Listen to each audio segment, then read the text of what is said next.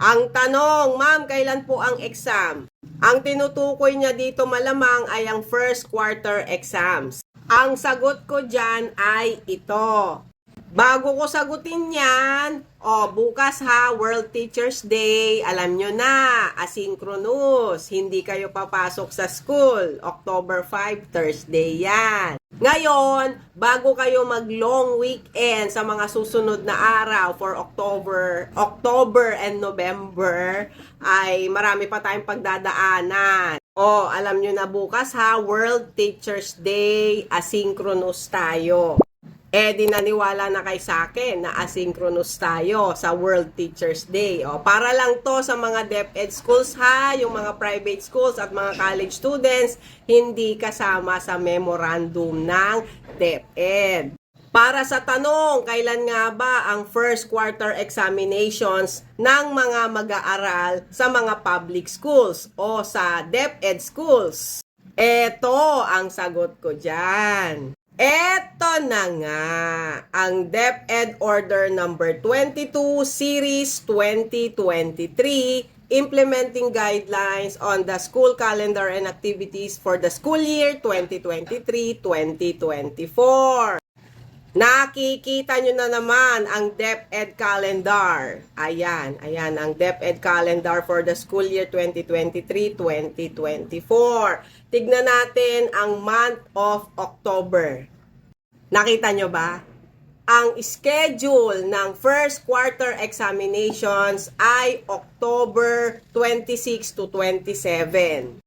Ibig sabihin lang yan, ang lahat ng mga public schools under DepEd ay naka-schedule ng first quarter examinations sa October 26 to 27. Ngayon, meron na namang malilito. Bakit daw sila October 25? Bakit yung iba naman October 24? Mga ganon. Pwede naman yan ma-adjust in a week. Pwedeng mas maaga dyan ng konti, pwedeng mas late yan ng konti. Pero dapat ay sumusunod ang mga schools sa itinakdang schedule ng DepEd. Sa school namin, meron ng schedule. Ang schedule ng first quarter exams namin ay October 25-26. Nakasunod pa rin kami sa schedule. Kasi naman, ang end of quarter 1, magtatapos ang first quarter sa October 30. Di ba nga walang pasok sa October 30? Dahil yan ay barangay and SK elections. October 30, boboto tayo. Sa mga kabataang qualified ng bumoto, boboto rin sa October 30. At kasama na rin dyan yung mga qualified bumoto sa barangay officials.